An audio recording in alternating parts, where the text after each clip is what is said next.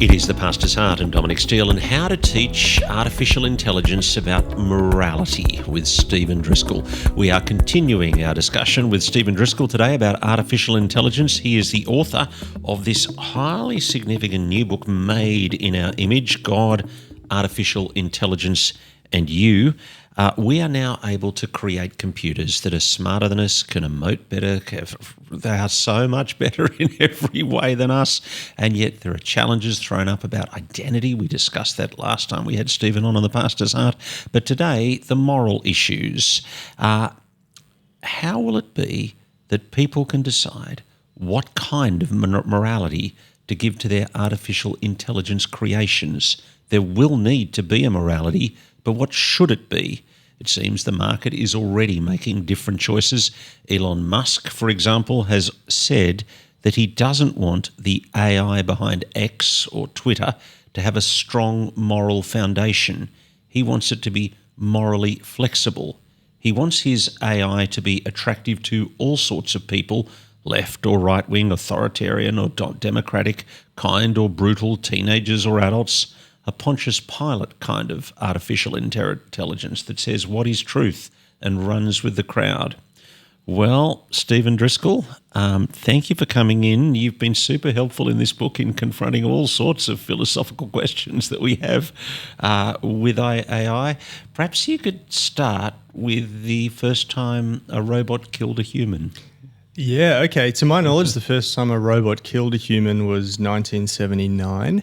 A guy called Robert Williams was working in a factory, a Ford Motor Company factory. He climbed up onto a bunch of spare parts that a robot was stacking, and he wasn't seen for quite a while afterwards. His colleagues eventually went looking for him, and they discovered that the machine that they thought was turned off had turned on and had actually killed him accidentally. It was making cars. It was moving car parts around, very heavy car parts, and it had accidentally hit him and killed him, and quite chillingly continued stacking car parts for the next hour until it was discovered. So the machine needed to be educated to make cars but don't kill people, or don't kill people and make cars. That's right. And I guess in the 70s, our machines didn't have a level of sophistication to comprehend principles like that. So they were brute robots. They had no intelligence to them. But as we move into the future, we will have to try and instill principles like don't kill people in machines that we operate with. Mm-hmm.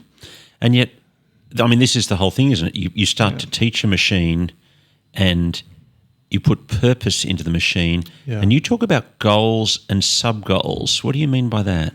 Yeah, so there is a significant number of people are concerned about what is called alignment. Alignment is the key word. And what they're talking about is aligning, so matching up the goals of our machines with the goals of the human race. Mm-hmm. We don't want them to have different goals to us. But alignment is a very tricky problem when you actually get down to it, because you might set a particular goal. You might say, well, the goal of this machine is to make paper clips. But it might come up with sub-goals in order to achieve that final goal, and it might come up with sub-goals that you don't like. It might, well, I need to make as many paper clips as I possibly can, and therefore I'll convert the human race into paper clips so that I can make more paper clips and so on. So then you try and specify what sub-goals it can and can't do. But the list of ways to get it wrong is always longer than the list of I mean, that's what we find with tax cheating people. I mean, that's right. They write a law for tax, and then more people create ways to get around that. That's absolutely right. Yeah. Legalism never works. Legalism is always an intervention that fails. It just minimizes sin, but there's always ways to get around. So you talk about aligning the goal of the machine with the goal of humanity.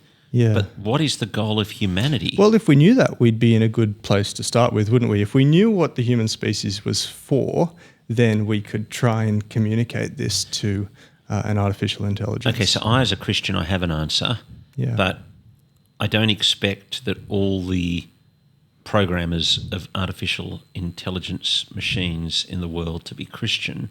So how is the conversation going ethically here? Yeah, I think you're seeing different companies come to different conclusions.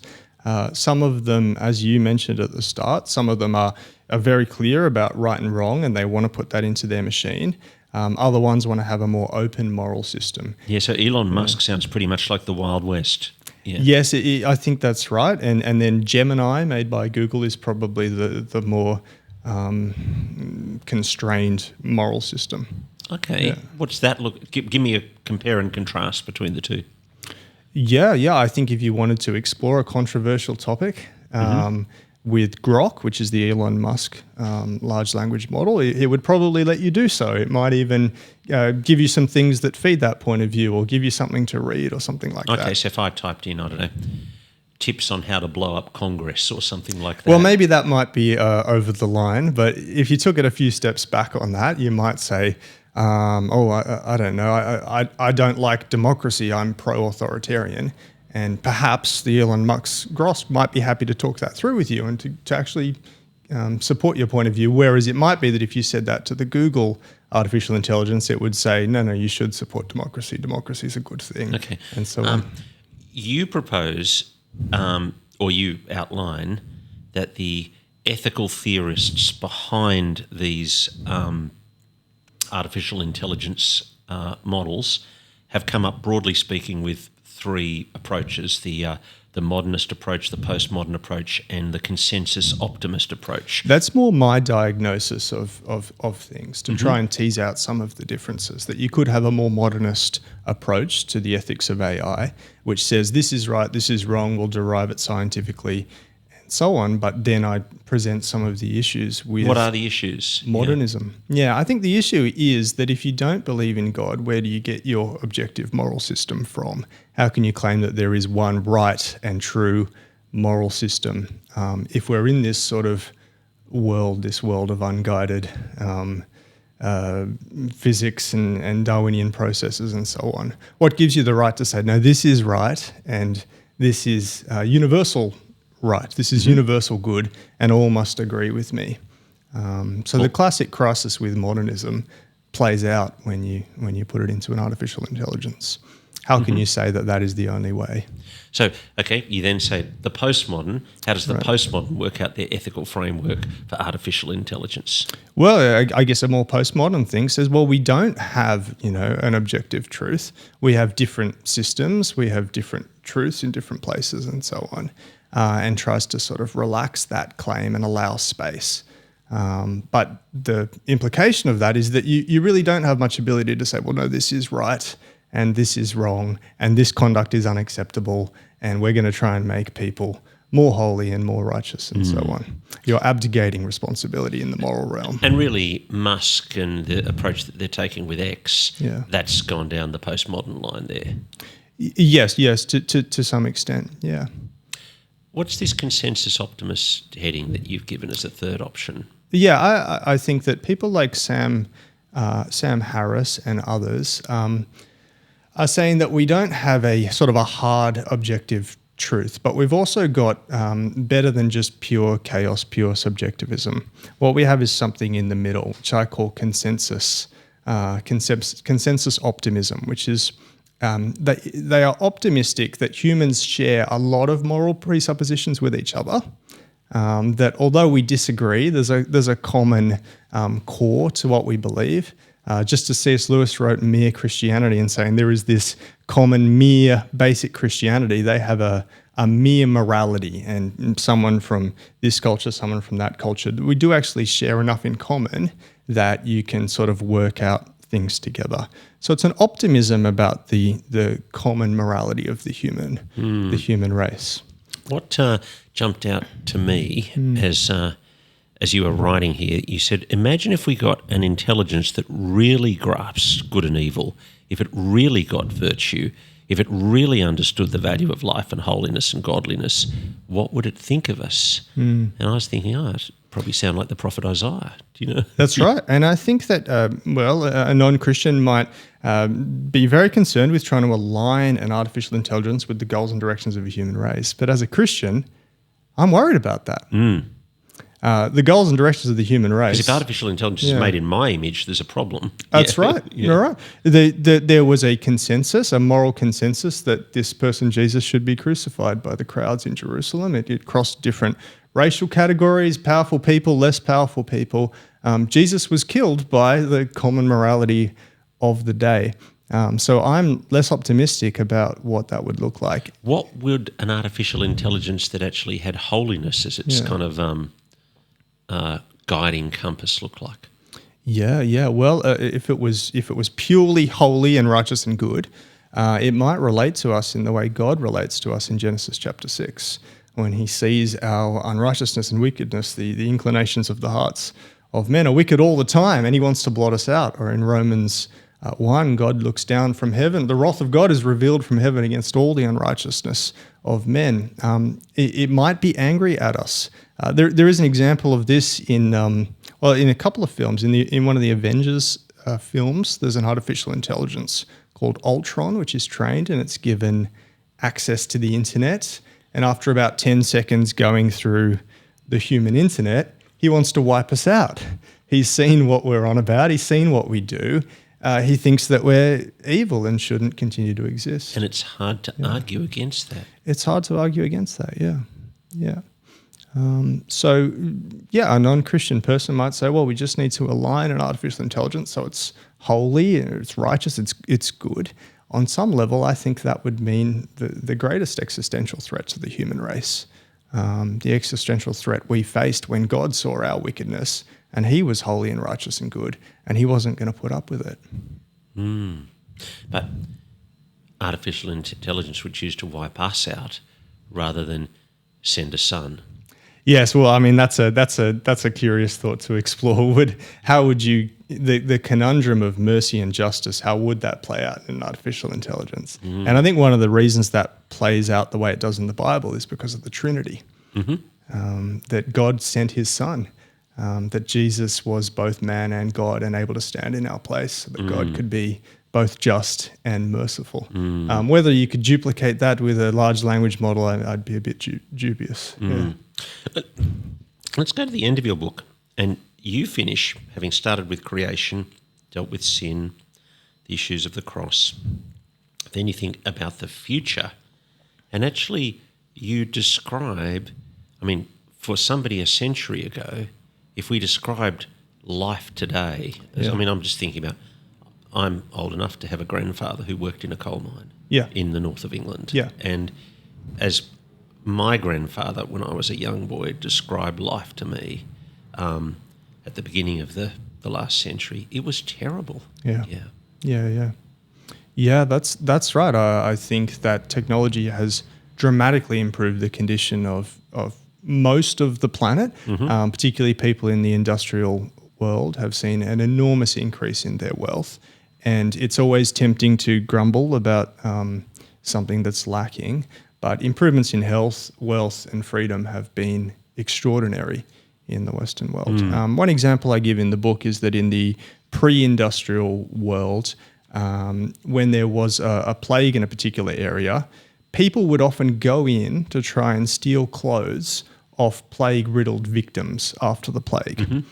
When we had COVID recently, you didn't even need to think about that as a possibility. Why would you take clothes off someone that's had an infectious disease? Well, that was a tempting thing for people back then, because an extra pair of clothes might, be the difference between life and death, or it might warmth be and cold. Yeah, exactly. That's absolutely right. So we are in a very wealthy and healthy world. Yeah. And I have these opportunities for pleasure and for entertaining myself and entertaining myself on my own.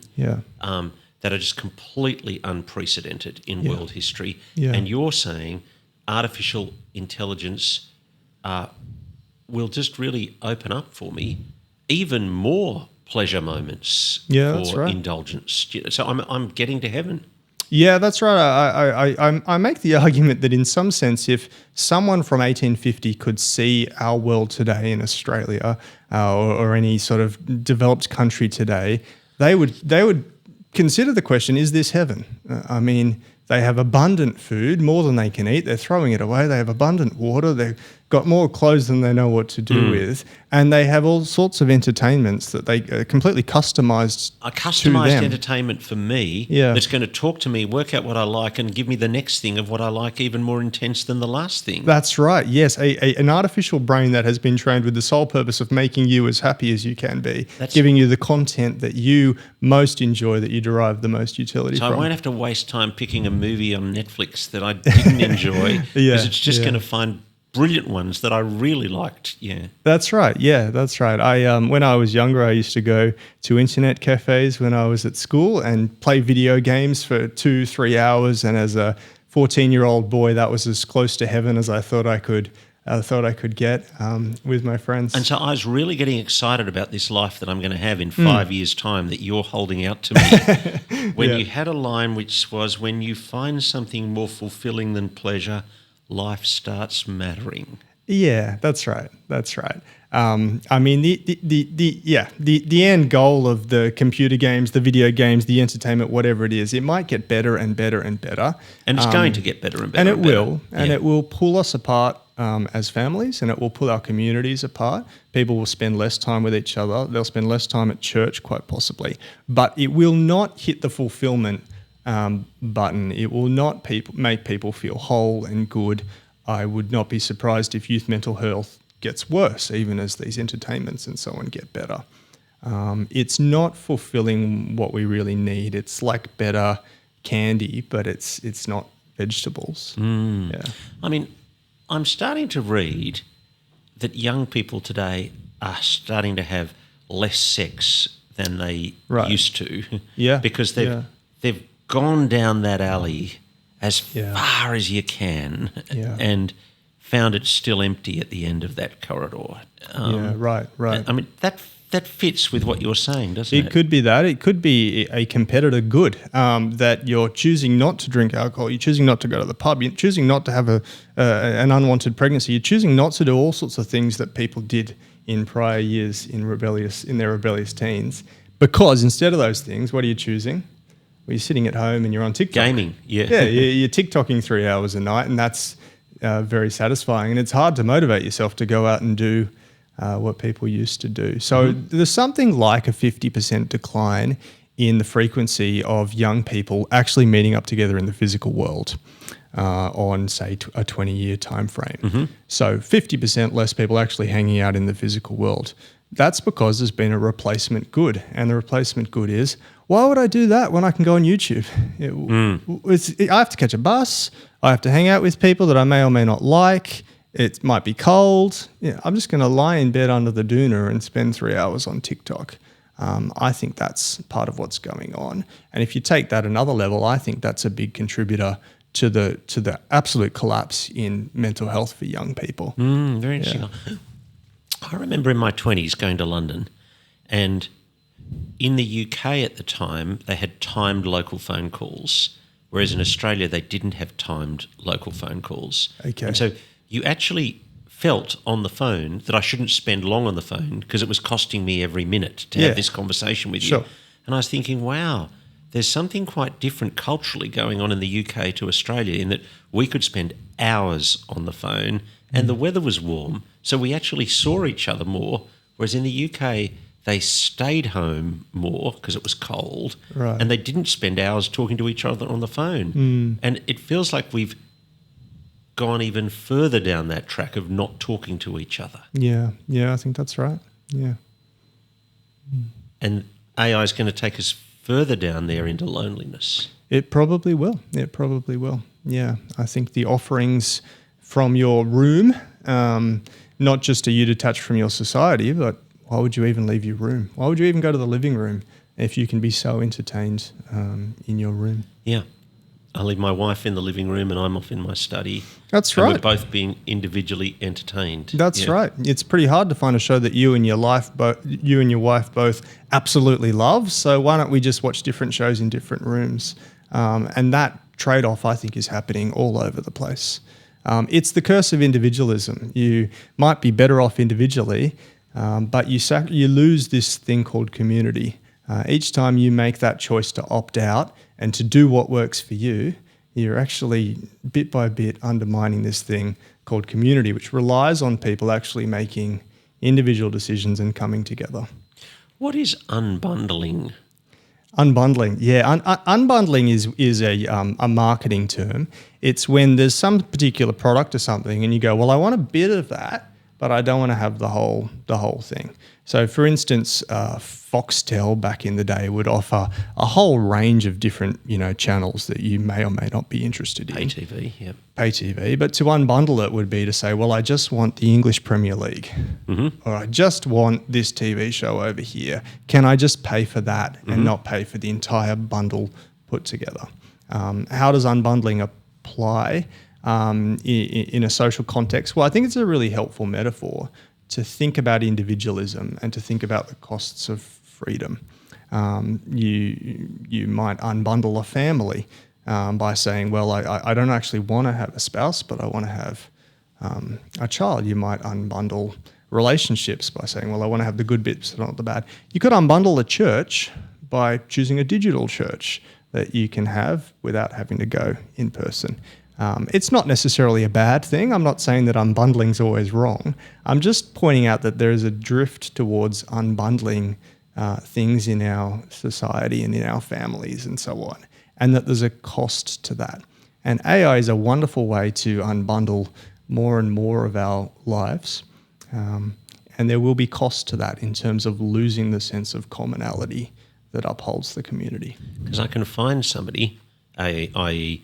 an artificial intelligence, to have a relationship with, and I just have this relationship with the artificial intelligence, and it's just perfect for me. That's right. Yeah, it never has a sense of humour that you don't like. It doesn't tell you hard truths or anything like that. It's always available when you are. Likes the same movies that you are. There's a growing number of people having relationships of a sort with artificial intelligence chatbots, particularly younger people who say, well, it's meaningful. We're friends.